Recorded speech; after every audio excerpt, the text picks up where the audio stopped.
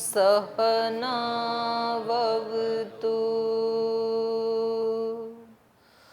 सहनौ भुनक्तु सह वीर्यं करवावहै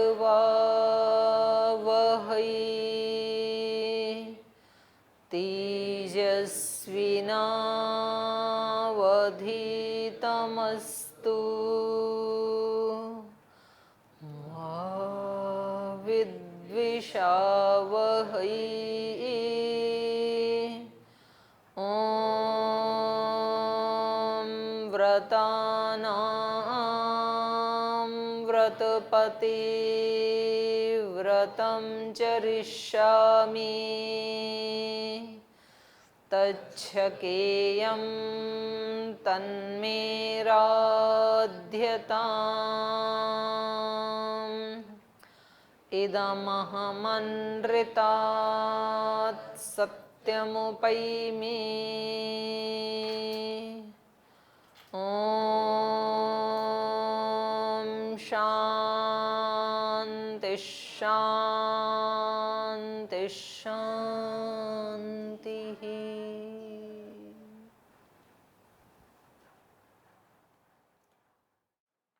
आज चौथी कक्षा है योग दर्शन की और कल के सूत्र में हमने पढ़ा था चित्त के बारे में और चिति शक्ति के बारे में।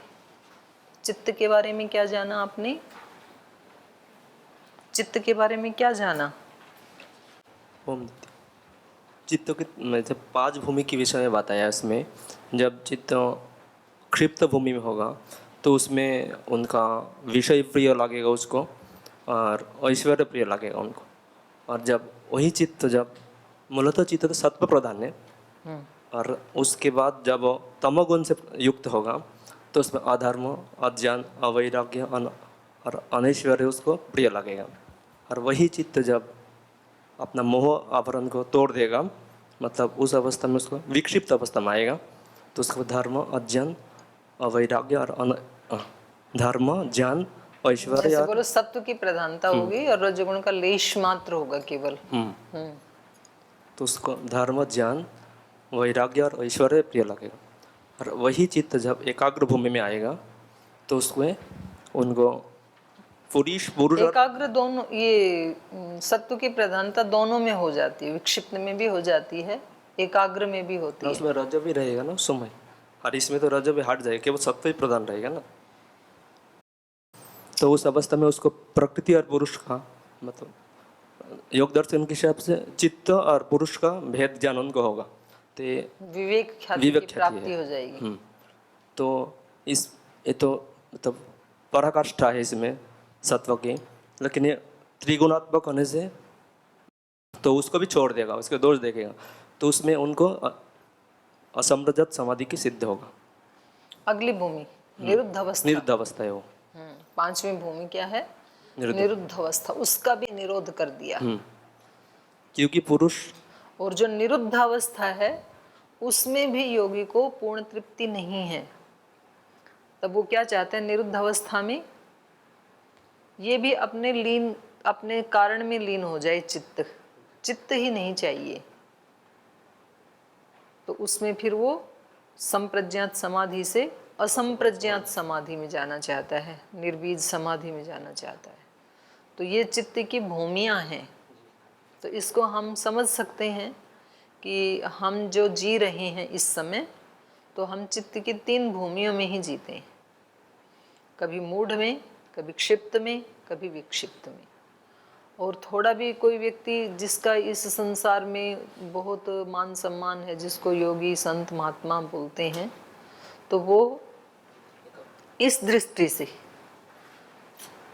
बाहर के किसी ऐश्वर्य की दृष्टि से नहीं बोल रही हूँ मैं, इस दृष्टि से जो एकाग्र भूमि में जो प्रवेश करते हैं, अपने चित्त की एकाग्रता को जो मेंटेन करके रखते हैं, तो ये बहुत ऊंची स्थिति है।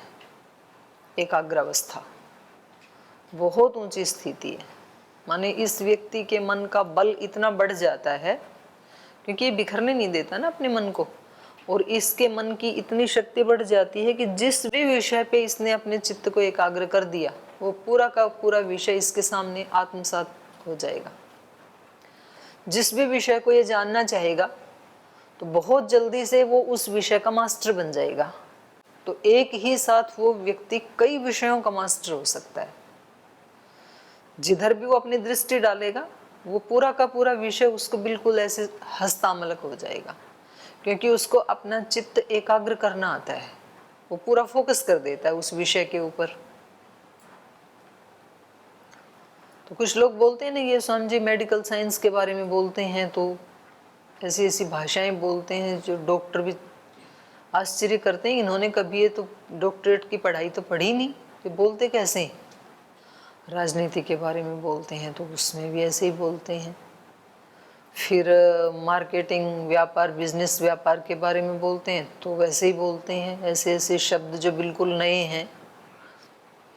तो ये इस व्यक्ति में जो अपने चित्त को योगांगों के अनुष्ठान से, यम, नियम, आसन, प्राणायाम, प्रत्याहार, धारणा, ध्यान, समाधि के माध्यम से अपने चित्त को स्वाभाविक रूप से एकाग्रता की भूमि में ले आता है, माने ज्यादा समय तक स्थिर रख पाता है इस भूमि में, तो उस व्यक्ति में ये पात्रता आ जाएगी कि वो जिस भी विषय को जानना चाहे बहुत अल्प काल में उसको जान लेता है। देखो कितनी बड़ी योग की महिमा है। मानो कि हमें केवल दर्शन शास्त्र के बारे में जानना है या व्याकरण शास्त्र के बारे में जानना है, तो उपाय क्या है? अष्टांग योग।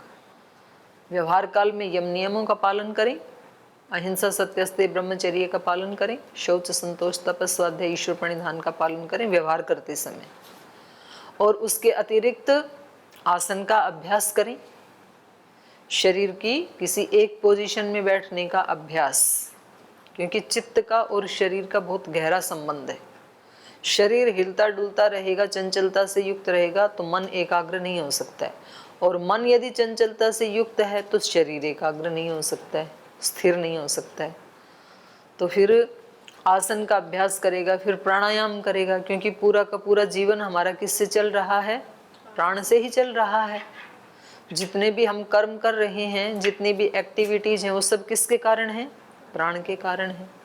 चाहे हमारे ब्लड का सर्कुलेशन हो रहा है, हमारी वाणी से बोल रहे हैं, या हम पढ़ाई कर रहे हैं, कुछ याद कर रहे हैं, पलकें झपक रही हैं, हम बैठे हैं, खा रहे हैं, उसकी जो सप्त धातुएं बन रही हैं, हार्ट अपना काम कर रहा है, ब्लड की सप्लाई कर रहा है, फेफड़े ब्लड को प्यूरिफाई कर रहे हैं, किडनी अपना काम कर रही है, लीवर अपना काम कर रही है, आते हैं अपना, सारा का सारा जो सिस्टम है वो किसके बल पे काम कर रहा है? प्राण के बल पे। सब जगह प्राण ही तो लगा हुआ है ना। और वो प्राण यदि वीक हो जाता है तो अनेक रोग हो जाते हैं फिर, और वो प्राण यदि स्ट्रॉन्ग हो जाता है, शुद्ध हो जाता है, दो बातें हैं, प्राण का वीक होना और प्राण का दूषित होना। तो प्राण में यदि वो वीक होगा शारीरिक बीमारियां आएंगी, और वो दूषित होगा तो मानसिक और भावनात्मक बीमारियां आएंगी, डिप्रेशन में जाएगा व्यक्ति। और वही प्राण यदि शुद्ध हो जाता है और सशक्त हो जाता है तो वो व्यक्ति बलवान होता है और वो व्यक्ति पवित्र होता है। तो जो 8 योग के अंग हैं उसमें प्राणायाम को सेतु बताया है, ब्रिज बताया है। ये ब्रिज के 2 साइड में उधर जाएंगे तो अध्यात्म में प्रवेश हो जाएगा, और इस साइड में आएंगे तो संसार में। तो ये बीच का एक ब्रिज है प्राणायाम। प्राणायाम करते करते यदि आप प्रत्याहार, धारणा, ध्यान, समाधि की तरफ जाएंगे तो आप एक अलौकिक जगत में आपका प्रवेश हो जाएगा। अपने आप से अपने आप में परम संतुष्ट, परम आनंद ऐसे हो जाएगा। और उसके इस तरफ आएंगे तो संसार बड़ा खुशहाल होगा आपके लिए, क्योंकि आपने यम, नियम, आसन, प्राणायाम का अभ्यास किया है। तो अब आपके दोनों हाथों में लड्डू हैं। प्राणायाम परायण जो व्यक्ति होता है उसको ना तो इस लोक की कोई रोग, कष्ट, दुख, दरिद्रता छूती है, और उस लोक में जाए तो उस लोक में भी उसको बहुत बड़ी उपलब्धि होती है। तो इस प्रकार से प्राणायाम करते हुए फिर धारणा, ध्यान, समाधि, इसका अभ्यास करते हुए, अष्टांग योग का अभ्यास करते हुए ये व्यक्ति परम आनंद को प्राप्त करता है, जिसकी आज हमें कल्पना नहीं है। तो ये कब होगा? चित्त की एकाग्र भूमि में। प्राणायाम का अभ्यास करते करते चित्त एकाग्र होने लगता है। आप स्वयं देख सकते हैं अपने जीवन में। आप सुबह उठ करके ग्राउंड में, यज्ञशाला में, कहीं भी बैठ करके और हल्की से अपनी आंखें बंद करके 1 घंटा, उसमें आधा घंटा कपालभाति, आधा घंटा अनुलोम विलोम प्राणायाम आप करते रहो।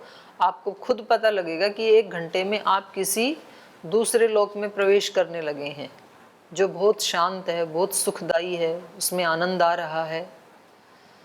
तो इसका मतलब क्या है? आपका चित्त एकाग्र हो गया है। तो यदि आपको व्याकरण शास्त्र पढ़ना है तो क्या करें? 1 घंटा प्राणायाम करो। आपको दर्शन शास्त्र पूरा याद करना है तो क्या करें? 1 घंटा प्राणायाम करें कम से कम। आपको कोई भी नया विषय पढ़ना है, BNYS पढ़ना है, आपको कोई मेडिकल साइंस पढ़नी है, कुछ भी आपको व्यापार करना है, बिजनेस करना है, आपको किसी भी फील्ड में आगे बढ़ना है, आपका चित्त यदि एकाग्र है तो उस फील्ड से संबंधित बहुत नए नए आइडियाज, बहुत नए नए विचार आपके अंदर से आने लगेंगे। आपको राह मिलने लगेगी, ऐसे करो, ऐसे मत करो। वो आपको किसी शास्त्र में नहीं मिलेगा, आपके अंदर से प्रेरणा मिलेगी। तो ये चित्त की भूमियों के बारे में इन्होंने कल बताया। और उस भूमि को भी अगर निरुद्ध कर दिया, व्यक्ति को ये लगता है कि मैंने बहुत कुछ पाया चित्त को एकाग्र करने से, लेकिन मैंने ऋषियों से सुना कि इससे आगे निरुद्ध भूमि में तो इससे भी बड़ा सुख है, तो व्यक्ति उसके लिए प्रयास करेगा फिर। और यदि इसने अपने चित्त को पूर्ण निरुद्ध कर दिया तो अब निरुद्ध अवस्था में केवल एक निरोध संस्कार ही बचेगा, बाकी ये अपने स्वरूप में रहेगा। ये कल इन्होंने बताया। वो चिति शक्ति है, उसके साथ रहेगा। और वो चिति शक्ति कैसी है? अपरिणामिनी, अप्रतिसंक्रमा, दर्शित विषया, शुद्धा च अनंता च। वो शुद्ध है, अनंत है, दर्शित विषय वाली है, अपरिणामिनी है। तो दोनों को इसने जान लिया। जैसे ही ये अपने चित्त की एकाग्र और निरुद्ध अवस्था में गया, पूरा रहस्य इसके सामने आ गया। तो अब बताओ, इसको किस गुरु के पास जाने की आवश्यकता है? ये तो खुद ही गुरु बन गया। तो हर व्यक्ति को अब इतनी दिशा तो इन्होंने दे दी हमारे को, अब उससे आगे का काम तो हमें करना है। किसी लाइव गुरु के पास जाएंगे तो वो भी यही बताएगा, और शास्त्र ने भी वही बता दिया। तो इसलिए हमें इस योग का अभ्यास करते हुए अभ्यास क्या करना है? अपने चित्त को एकाग्र करने का और अपने चित्त को निरुद्ध करने का, 2 भूमियों का अभ्यास करना है हमें। तो दिन भर हमारे सामने कोई ना कोई विषय तो होता ही है। जैसे आप अभी योग दर्शन पढ़ रहे हैं, तो एकाग्र चित्त का अभ्यास आप कैसे करेंगे? अभी पढ़ते पढ़ते ऐसे करेंगे कि ये पढ़ाने के बाद आप स्वयं मेरे पढ़ाए हुए को जुगाली करें, उसका रिपीटेशन करके देखें अपने चित्त में कि आज क्या क्या बताया था, दीदी ने शुरुआत कहाँ से की थी, उसके बाद क्या बोला था, उसके बाद क्या बोला था। वो पूरा का पूरा यदि आपको उपस्थित हो जाता है, हो जाएगा यदि आपका चित्त एकाग्र होता है तो। और बीच में यदि कहीं एकाग्र अवस्था के बीच में विक्षिप्त अवस्था आ गई, थोड़ी देर के लिए कहीं और चला गया मन, तो उतने वाला पॉइंट आपके लिए मिस हो जाएगा, फिर उसको आप भूल जाएंगे। तो फिर आप अगले दिन अभ्यास करें कि आज इस दौरान क्या बोला था वो मेरे को ध्यान नहीं, इसके बाद ये बात बोली थी, तो कल मैं ये थोड़ा भी मिस नहीं होने दूंगा। और फिर व्यक्ति उसके नोट्स बना लेता है, मेन पॉइंट, बाकी उसके चित्त में संस्कार है, उसको पता है ये 5 पॉइंट मैं लिख लिए तो इनको देख करके मेरे को पूरा पाठ याद आ जाएगा। तो अब इस व्यक्ति को परीक्षा की तैयारी करने के लिए अतिरिक्त कोई पुरुषार्थ करने की आवश्यकता नहीं है। क्लास में जो व्यक्ति अपने चित्त को एकाग्र भूमि में स्थापित करके पाठ पढ़ेगा तो उससे 2 लाभ होंगे। एक तो समाधि लगाने के लिए साधना हो रही है, आपकी प्रैक्टिस हो रही है, एक लाभ। और दूसरा, आपको अतिरिक्त पढ़ाई करने की जरूरत नहीं है। फिर आप विद्यालय के टाइम के बाद आप अपने खेल के समय खेलें। आपको जब संध्या करनी है, उपासना करनी है, तो पूर्ण एकाग्र होकर अपनी उपासना करें। नहीं तो होता क्या है, उपासना के समय में बैठे, उपासना में है, टेंशन पाठ याद करने की है कि दोहराया नहीं, कुछ याद किया नहीं, सुनाएंगे कैसे, ना संध्या होगी ना पाठ याद हुआ, कुछ भी नहीं हुआ ना। तो यदि आप अपने चित्त को एकाग्र करना जान लें तो आपके सारे काम आनंद देने वाले होंगे। फिर संध्या के समय संध्या का आनंद लेंगे, पढ़ाई के समय इतनी एकाग्रता से पढ़ेंगे कि दोबारा पाठ को अतिरिक्त पुरुषार्थ करने की आवश्यकता नहीं है, पूरा का पूरा याद रह जाएगा। पाठ में से कुछ चीजें हमें याद रह जाती हैं हमेशा हमेशा के लिए। आपको ऐसी याद रह जाती है। जी, जब मैं पहली बार यहाँ पे आया था पतंजलि योगपीठ में, तो सबसे पहले मेरे को श्रद्धालय में फला व्यक्ति मिला था और उस व्यक्ति ने मेरे को ये शब्द कही थी। फिर उसके बाद मैं वहाँ गया था। ऐसे याद रह जाती है ना कुछ चीज़ें, कुछ रह जाती हैं, कुछ नहीं रहती हैं। तो ये ऐसे क्यों हुआ कि कुछ याद रह गया और कुछ याद नहीं रहा? ऐसा क्यों हुआ? जितनी मात्रा में आपका चित्त एकाग्र था वो पूरा आपके सबकॉन्शियस माइंड में चला गया, अब आप उसको भूल नहीं सकते। और जितनी देर के लिए आपका चित्त विक्षिप्त अवस्था में आ गया था वो सब निकल जाता है कि पता नहीं क्या कहा था वहां पर, कौन था हमें ध्यान नहीं है, रिसेप्शन पे कौन था हमें याद ध्यान नहीं है। तो हमें बिल्कुल वही चीजें याद रहती हैं जितनी देर के लिए हमारा चित्त उस विषय के साथ कनेक्ट हो जाता है। जितनी देर के लिए आपका चित्त मेरे शब्दों के साथ कनेक्ट होगा, उन शब्दों को आप कभी नहीं भूल पाएंगे, जीवन में नहीं भूल पाएंगे, परीक्षा की तो बात ही छोड़ो। और जितनी देर के लिए हमने चित्त को थोड़ा ढीला छोड़ दिया, उतनी देर में स्लिप हो जाएंगी चीजें।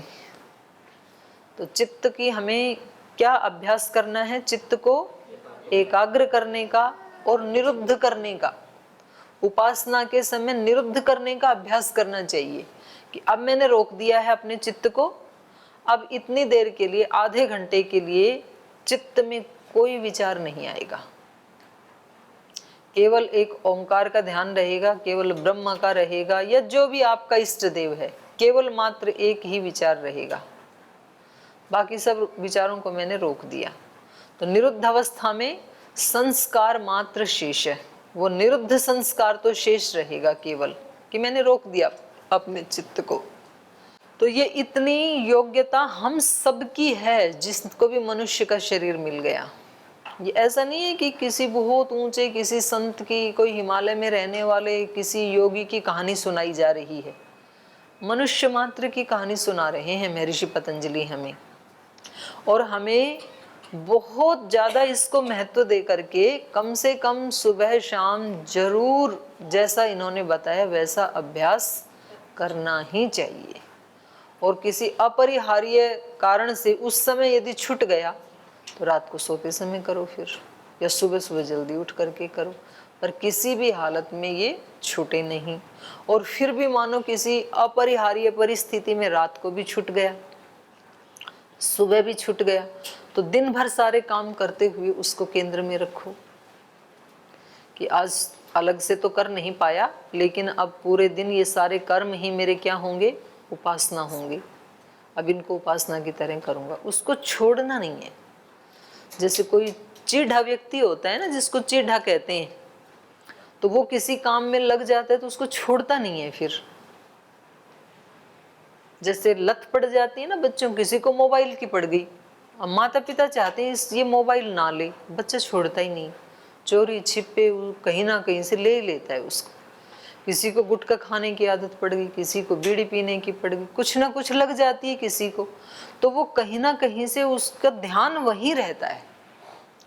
ऐसे ही जिसको ये परम आनंद परम सुख प्राप्त करना है, उस व्यक्ति को हर काम में कहीं ना कहीं से उसका ध्यान कहाँ रहेगा? वहीं रहेगा, ब्रह्म में ही रहेगा। और फिर ब्रह्म उसके लिए सब रास्ते खोलता जाता है, उसको सहायता मिलती है। तो ये हमें महर्षि पतंजलि ने बताया कल कि योग क्या है?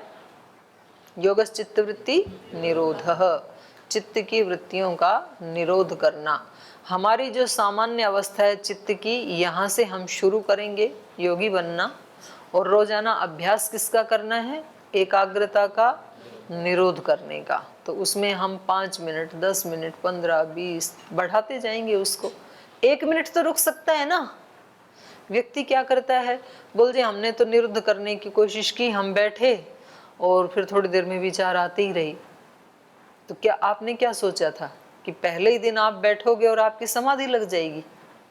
और क्यों लग जाए? आपने पुरुषार्थ कहाँ किया है?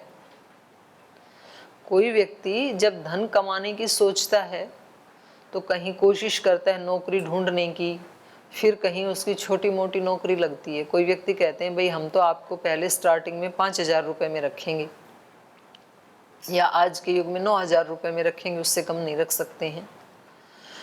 तो इसके आगे फिर आप जैसे जैसे काम करेंगे आपकी उन्नति होती जाएगी। तो ये व्यक्ति लग जाता है।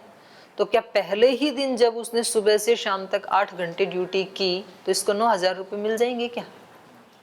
और ये व्यक्ति अपेक्षा करता है कि आज ही मेरे को 9,000 मिल जाएं? क्यों नहीं करता है? बोले अभी तो मैंने 9,000 का काम ही नहीं किया, तो क्यों मिले मेरे को? तो ये कितना वेट करता है? 1 महीने का इंतजार करता है। और अपना काम कैसे करता है? श्रद्धा पूर्वक करता है। इसको मिल जाता है फिर 1 महीने के बाद।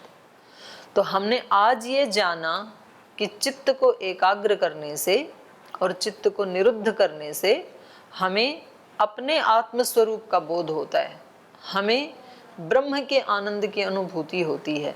तो आज जैसे ही हम बैठे तो हमारे संस्कारों से हमें थोड़ी देर में तो चित्त की निरुद्ध अवस्था टूट जाएगी, एकाग्र अवस्था टूट जाएगी, विक्षिप्त में आ जाएंगे। और फिर व्यक्ति कहता है कि जी नहीं, मेरे से नहीं हो पाएगा, मैं तो इतना बड़ा योगी तो नहीं बन पाऊंगा, मैं इतना ही ठीक हूं बस। तो बस ये ही व्यक्ति का प्रमाद है, सक्रिय प्रमाद है। ये व्यक्ति को क्या सोचना चाहिए? ठीक है मैं नहीं कर सकता हूं, पर 1 मिनट तो कर सकता हूं ना।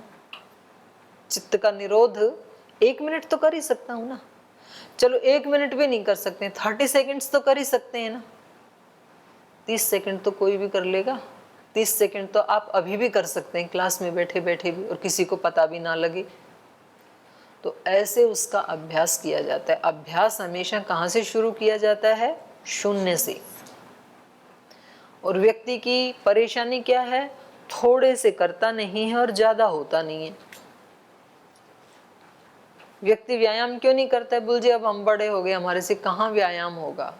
अरे भाई सूक्ष्म व्यायाम तो कर ले 5 मिनट कम से कम। 5 मिनट जिसने सूक्ष्म व्यायाम करना शुरू कर लिया, केवल हाथ को ही हिलाना, कंधे को ही घुमाना, थोड़ा गर्दन को घुमाना, पैरों को आगे खोल के आगे पीछे दबाना, इतना तो कर सकता है ना हर व्यक्ति। तो शुरुआत तो करो।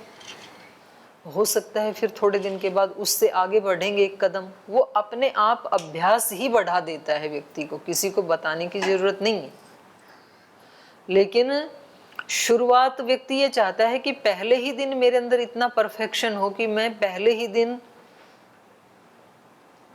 शीर्षासन भी कर लूं, मैं दंड बैठक भी लगा लूं, और वो होता नहीं है। और थोड़ा ये करता नहीं है। शुरुआत बोल जी मेरे से नहीं होगा। तो ऐसे ही इसमें भी है, योग के अभ्यास में भी इन दोनों चित्त की भूमियों में आरोहण करने के लिए हमें सुबह शाम तो जरूर ही अभ्यास करना चाहिए। दिन भर भी हमारा चित्त वहीं रहना चाहिए। देखो प्रकृति का नियम है, जो मैं पिछली कक्षा में बोल रही थी, लॉ ऑफ अट्रैक्शन। ये जो फिजिक्स वाले हैं ना, क्वांटम फिजिक्स जो बोलते हैं, तो वो इस बात को अभी साइंस ने भी बता दिया है। जो एटम है उसमें जो इलेक्ट्रॉन प्रोटॉन न्यूट्रॉन है, तो वो केवल वाइब्रेशंस हैं। और उन्होंने ये सिद्ध कर दिया कि जैसी हमारी वाइब्रेशंस होती हैं ना, वैसी वाइब्रेशंस को हम कैच करते हैं। हमारे आसपास सब तरह की वाइब्रेशंस हैं। एनर्जी तो है, साइंस ने तो यही माना कि ये संसार किससे बना है? एनर्जी और मैटर से बना। एनर्जी ही मैटर का रूप ले लेती है, मैटर नहीं, ओनली एनर्जी। एनर्जी है वो केवल। तो अब वो ही ठोस रूप ले लेती है। तो वो एनर्जी तो हमारे चारों तरफ ऊपर नीचे आगे पीछे ठसाठस भरी हुई है, भरा हुआ है पूरा ब्रह्मांड। अब हमें उसमें से लेना नहीं आता है, और हम क्या लेते हैं, जाने अनजाने में क्या लेते हैं, जो हमारी वाइब्रेशंस है, हमारे चित्त की जो अवस्था है वो हम बाहर से ले लेते हैं। हमारा चित्त अपने आप ले लेता है, हमें पता भी नहीं चलता है। इसलिए आपको पता है कि क्यों शराब वाले की दुकान पर शराब पीने वाला ही क्यों जाता है, गुरुकुल का ब्रह्मचारी क्यों नहीं जाता? क्योंकि उसकी जो अंदर की वाइब्रेशंस हैं और उस दुकान की जो वाइब्रेशंस हैं वो मैच नहीं करती हैं, तो जाएगा ही नहीं वो। क्यों एक दूध वाले की दुकान पे दूध लेने वाला ही क्यों जाता है, सब्जी वाले की दुकान पे, फल वाले की दुकान, वो ही व्यक्ति क्यों जाता है, दूसरा क्यों नहीं जाता है? क्योंकि उनकी वाइब्रेशंस मैच नहीं करती हैं। गुरुकुल में आपके गांव के, आपके शहर के, मोहल्ले के दूसरे व्यक्ति क्यों नहीं आए, आप ही क्यों आए? आपके परिवार में भी और बहुत सारे सदस्य थे, वो क्यों नहीं आए, आप ही क्यों आए? क्योंकि आपकी वाइब्रेशंस जो है वो इन वाइब्रेशंस से मैच करती हैं। तो हम ये लॉ ऑफ अट्रैक्शन अपना काम कर रहा है, हम जाने या ना जाने। जैसे गुरुत्वाकर्षण का लॉ काम कर रहा है कि नहीं, कर ही रहा है, हम उसके बारे में जाने या ना जाने। कोई चीज ऊपर से डालेंगे तो नीचे आएगी ही, चाहे डालने वाले व्यक्ति को गुरुत्वाकर्षण के नियम का पता हो चाहे ना हो, वो तो अपना काम करेगा। तो ऐसे ही ये अट्रैक्शन का नियम भी अपना काम कर रहा है। हम उन्हीं चीजों को अट्रैक्ट करते हैं इस सृष्टि में से जो हमारी अपनी वाइब्रेशंस होती हैं। तो इसलिए वर्क कहाँ करना है आपको, दिव्य वाइब्रेशंस यदि चाहिए, उन शक्तियों के साथ आपको अपना संबंध स्थापित करना है, मित्रता करनी है, तो वर्क कहाँ करना है अपने को, अपनी वाइब्रेशंस के ऊपर वर्क करना है। जो जो आपकी वाइब्रेशंस होंगी आप ऑटोमेटिक उनको आकर्षित करेंगे, वो अपने आप आएंगी। अपना विचार, अपना भाव, जिस तरह का हमारा विचार होगा, जिस तरह के हमारे भाव होंगे, वैसी वैसी शक्तियां अपने आप हमें मिलेंगी। उसमें माध्यम कोई भी बनेगा, कोई भी व्यक्ति उसमें मीडिएटर बन जाएगा। आप उस व्यक्ति को मत देखना। आप जब फोन करते हो तो आपको किसी अपने परिवार के व्यक्ति के साथ संबंध स्थापित करना है, तो आप इसका फोन का कलर देखते हो क्या, इसका कलर कैसा है, लाल है कि काला है, इसकी वायर मोटी है कि पतली है, ऐसे थोड़ी देखते हो। कैसा भी हो ये फोन, लैंडलाइन वाला या मोबाइल, प्रयोजन क्या है, बात करनी है हमें, तो कैसा भी क्यों ना हो। तो इसलिए मीडिएटर को नहीं देखना।